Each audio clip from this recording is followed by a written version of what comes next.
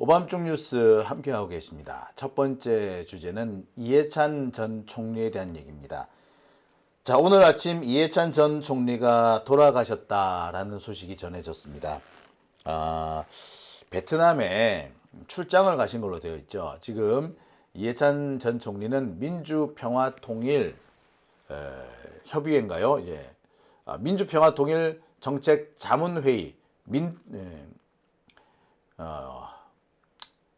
민주평화통일 정책자문회의, 예, 여기에 수석 부의장으로 일하고 계십니다.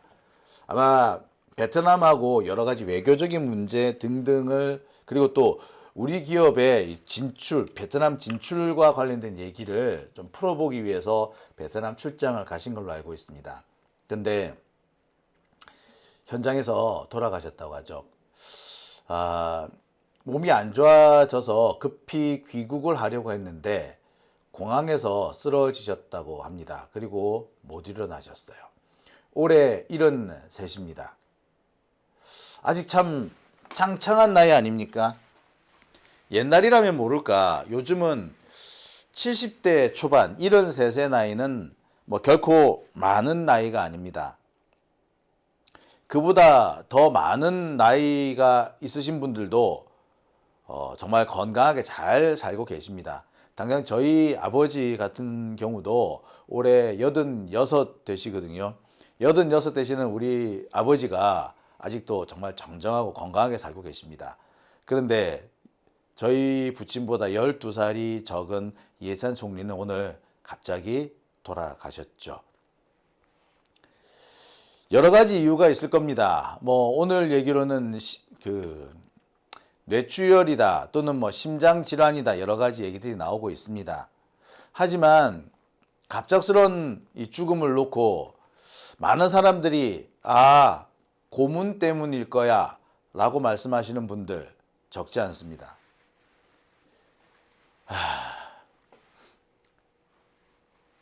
고문이라는 게 그렇습니다.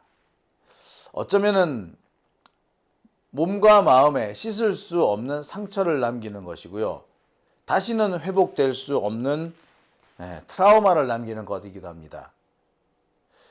젊을 때 받은 고문은 때로는 금방 겉으로는 회복이 되는지도 모르겠어요. 하지만 나이가 들게 되면 어김없이 찾아와서 결국 생명과 정신을 갉아먹게 되는데, 이해찬 총리야말로 이번에 그와 같은 길을 겪으신 거라고 생각이 듭니다.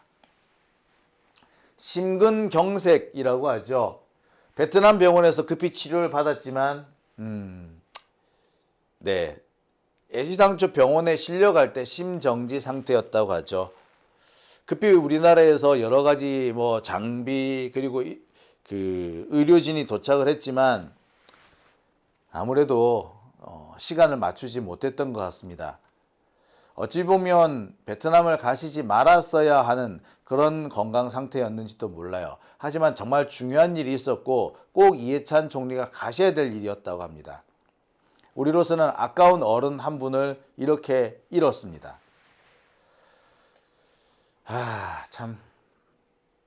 이해찬 전 총리는 민주당 당대표를 하셨죠. 2018년 8월입니다. 2020년까지. 그러니까 당시 문재인 대통령을 만들어낸 바로 그 공로가 있으신 분입니다. 그리고 19대, 20대 국회의원, 그리고 13대에서 17대까지 5선 국회의원, 36대 국무총리, 제38대 교육부 장관, 그리고 서울시 정무부시장 등을 역임했습니다. 참 많은 일들을 하셨죠. 가장 어려운 시기에 너무나도 힘든 시기를 잘 헤쳐오신 분입니다. 그만큼 우리 민주 진보 진영에서는 제갈량에 비교할 정도로 전 존경받기도 하고, 또 이분이 있었기 때문에 우리 민주 진보 진영이 지금껏 잘 싸워왔다, 승리할 수 있었다라는 평가 받고 있습니다. 어려운 시기 때마다, 고비 때마다 국무총리, 국회의원, 당대표 등을 맡아서 일생을 민주 회복과 그다음에 민주주의가 꽃필 수 있도록 많은 노력을 다하신 분입니다. 김대중 전 대통령의 정책이 꼽힐 수 있도록 역할을 하신 분, 노무현 대통령의 이 정책이 더 빛을 발할 수 있도록 했던 분도 바로 이 이해찬 전 총리입니다.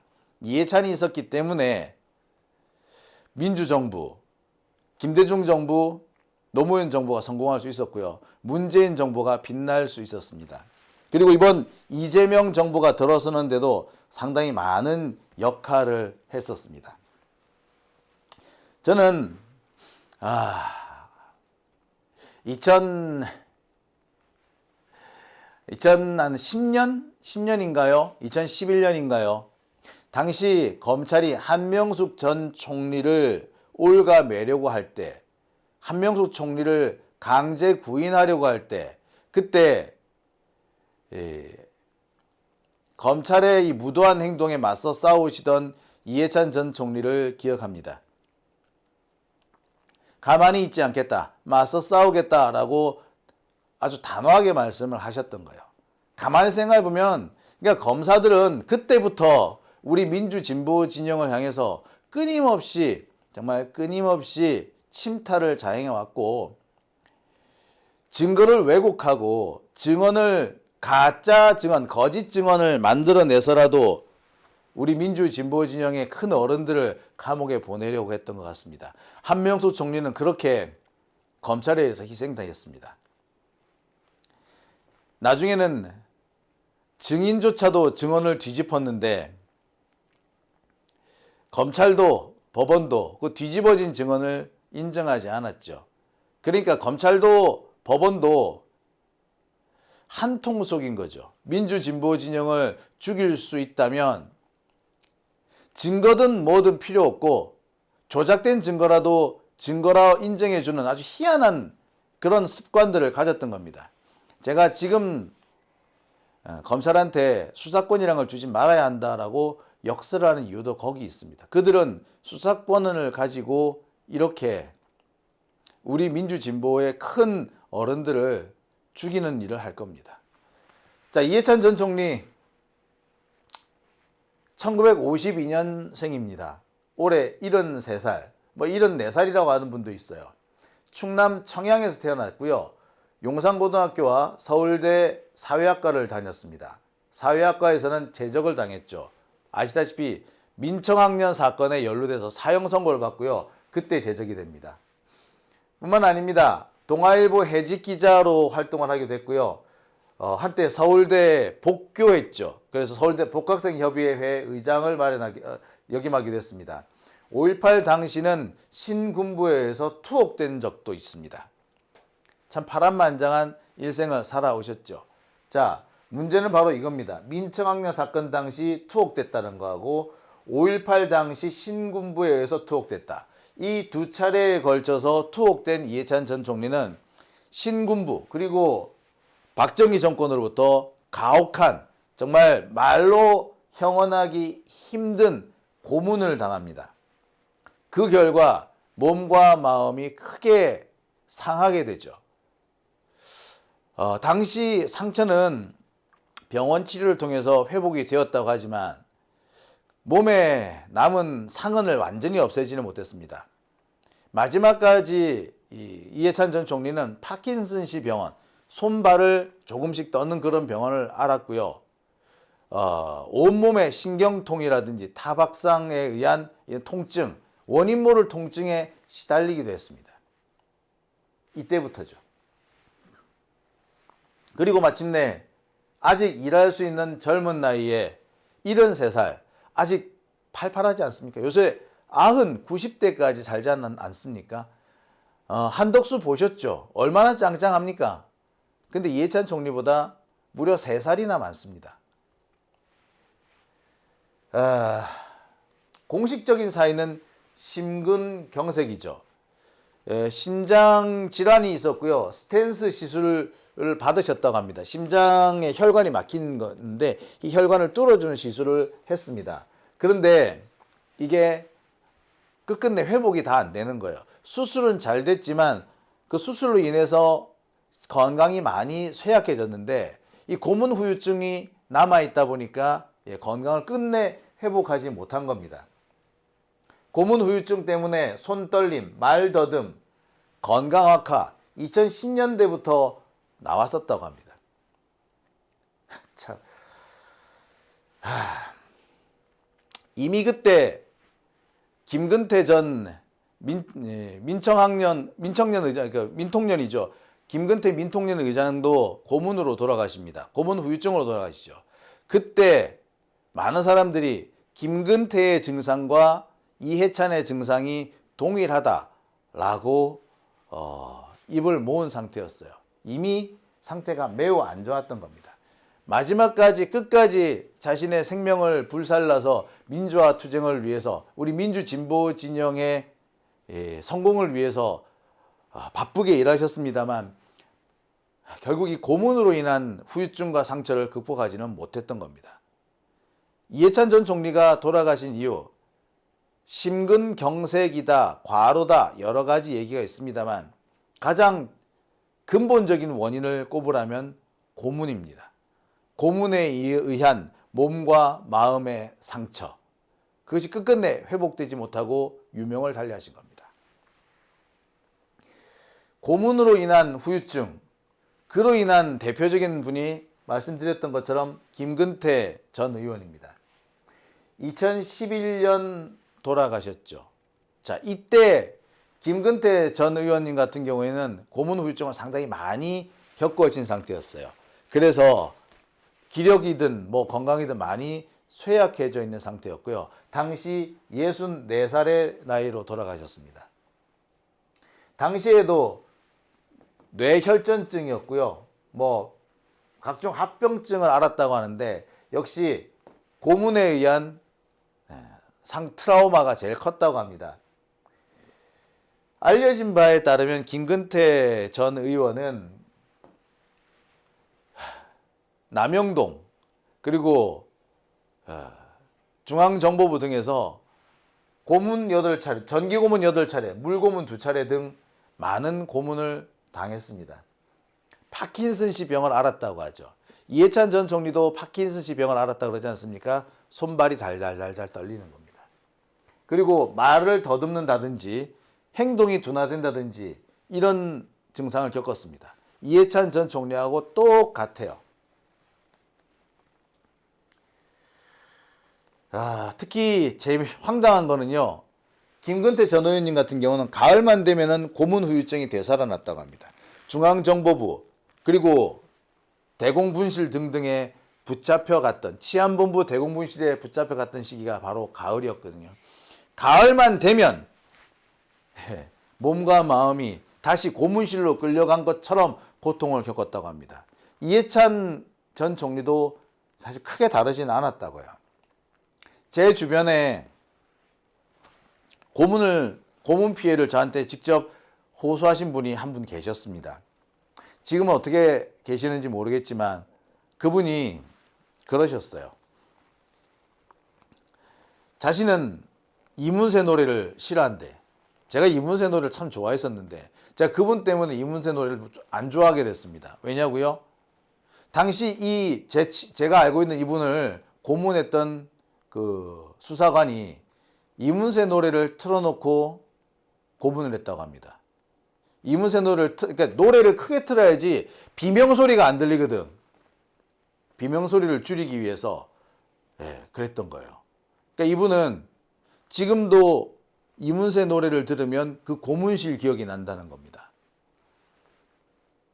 정말 황당하지 않습니까? 자, 여러분 어떻게 생각하세요? 참, 기가 차지 않습니까? 자, 그런 고통을 지금도 겪고 계신 분이 많고요. 이해찬 총리 역시도 마찬가지 고통을 마지막까지 겪었을 겁니다. 당시 김근태 전 의원이 돌아가셨을 때 미국 의회에서는 이 김근태 고문만이 문제가 아니고 한국에서 군사 독재 정부 시절에 있었던 모든 고문이 문제가 된다라는 점을 분명히 하기도 했었습니다. 여기 이 사진에 보면 김근태 의장님 환하게 웃고 계시죠. 하지만 평생 웃지를 못하셨습니다. 왜? 고문 후유증으로 얼굴 근육에 마비가 왔어요. 웃을 수가 없었답니다. 웃어도 웃을 수가 없는 거지. 이게 얼마나 참 참혹한 일입니까? 근데 이 김근태 의장님과 똑같은 일, 횟수는 적을 수 있으나 거의 똑같은 일을 겪으신 분이 이해찬 전 총리였고요. 결국 이렇게 돌아가신 겁니다. 당시 고문이 일어났던 남영동 대공 분실의 모습입니다. 이런 모습으로 여기 욕조가 있고요. 수사관 4명이 둘러싸고 있죠. 그리고 이거는 고문대 위에 사람을 눕혀놓고 이 위에 전기를 흘려주는 겁니다. 여기 위에 흰 수건은 물에 젖은 수건이에요. 전기가 잘 통하게 하기 위한 거죠. 이렇게 해서 고문을 합니다. 옷을 다 벗기고 이렇게 해요. 사람 죽이는 거예요, 이거. 이들이 나중에는 박종철 열사를 죽이기도 하죠. 박종철이 죽기까지, 그때까지 남영동 대공 분실의 상황은 전 세계에 잘 알려지지 않았습니다. 참.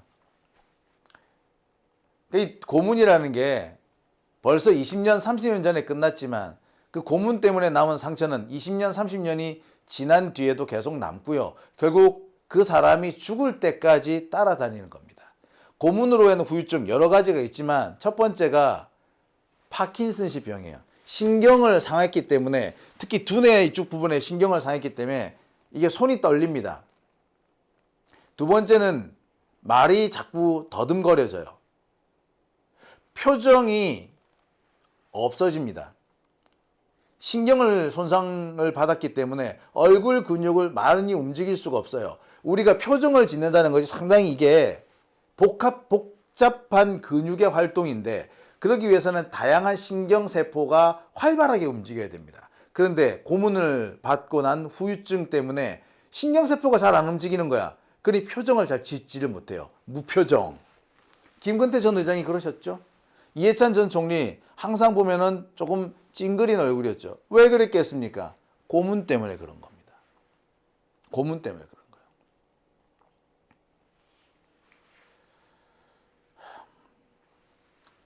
고문 때문에 고통을 겪었던 사람 중에 대표적인 분들은 김대중 전 대통령도 있죠. 김대중 전 대통령은 5.18 당시 내란 음모 사건 때문에 억울한 누명을 쓰고 감옥에 가죠. 그리고 거의 돌아가실 뻔했죠.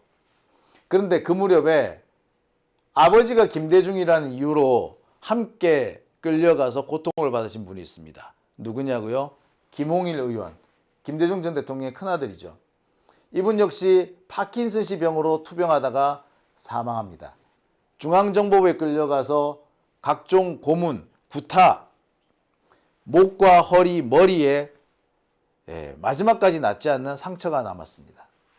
그래서 마침내는 장애가 발생했죠. 김홍일 의원은 오랫동안 목발에 의지해서 다녀야 했습니다. 그리고 나중에 휠체어에 일어나지를 못하셨죠. 평생 그렇게 장애를 안고 살아야 했습니다. 그리고 마침내 바로 이 파킨슨씨 병 때문에 사망합니다. 어떻습니까, 여러분? 고문이라는 게 우리 주변에서 오랫동안 남아서 우리 민주진보진영을 함께 키워나가셔야 할 숱한 거목들을 쓰러지게 만든 겁니다. 이게 고문입니다. 전두환, 박정희, 그 시절은 이미 끝났지만 그 시절이 남긴 상처는 여전히 남아있고요. 그로 인해서 돌아가신 분들이 생기고 있는 겁니다. 앞으로 어떤 분이 어떻게 될지 모르겠네요. 자, 상황이 이러할진데 오늘 조선일보가 아주 더러운 짓을 하나 했습니다. 조선일보에 오늘 기사를 하나 보겠습니다. 이해찬 전 총리의 사망 소식인데요. 이런 내용입니다. 1998년 김대중 정부 초대 교육부 장관을 지냈고 2004년 52세에 노무현 정부에서 국무총리가 됐다. 교육부 장관 재임 시절 고교 평준화, 학력고사 폐지 등 교육개혁을 추진했는데 부작용을 지적받았고 당시 학교를 다닌 학생들을 일컫는 이해찬 세대라는 용어도 생겼다. 자, 아주 희한한, 아주 더러운 말을 썼죠. 자, 이해찬 세대. 그런데 말입니다. 학력고사를 폐지하고 고교 평준화를 한다. 이게 잘못됐나요? 학력고사 폐지되고 그 대신에 수능 시험이 시작이 되죠. 수능과 고교 평준화, 이게 뭐 잘못됐나요? 고교 평준화 잘못된 겁니까? 수능 시험 잘못됐나요? 이게 왜 부작용이 됩니까? 자, 고교 평준화와 학력고사 폐지 때문에 가장 손해를 많이 본 게 학원 재벌이에요. 대성학원이니 종로학원, 얘네들이 사라지게 된 이유에 이해찬 총리의 교육개혁 때문입니다. 솔직히 말씀드릴게요. 이해찬 세대, 이해찬 1세대, 이들이 가장 이상적인 교육을 받았습니다. 당시에 가장 활발하게 진행됐던 것이 바로 논술이에요. 논술 시험을 치른 학생들은 지금도 어휘력이나 문해력 등에서 타의 추종을 불허합니다. 이명박 정부가 들어서고 난 다음에 당시 진행됐던 교육개혁을 모두 뒤집는 바람에 지금의 정말 이해하기 어려운 20대, 30대 어떻게 보면 이성적인 사고방식을 상실한 그런 세대들이 태어나게 된 겁니다. 일부에서는 그런 말도 있어요. 당시 이해찬 교육부 장관이 진행했던 수능, 그 수능이야말로 가장 수능의 취지에 맞는 이상적인 수능이다. 자, 그런데 말입니다. 조선일보는 학원 재벌의 편에서 이해찬을 이렇게 비난했습니다. 이해찬 총리가 돌아가시는 그날까지 말이죠. 아이 더러운 새끼들이죠. 진짜 조선일보 요런 애들을 붙잡아다가 고문해야 되는데 참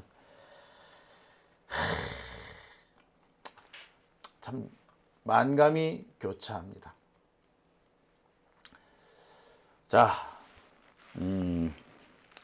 이해찬 전 총리 정말 우리로서는 큰 손실입니다. 적어도 10년은 더 살아서 우리 곁에서 많은 일을 해주셔야 되는데 갑작스럽게 돌아가신 점 때문에 안타깝고 또 통탄스럽습니다.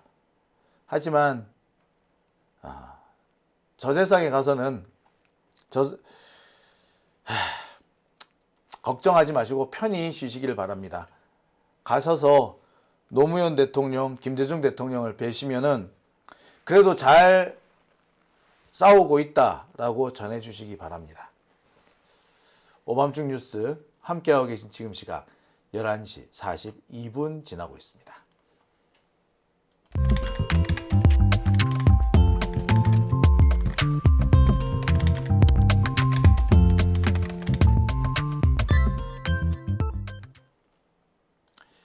네.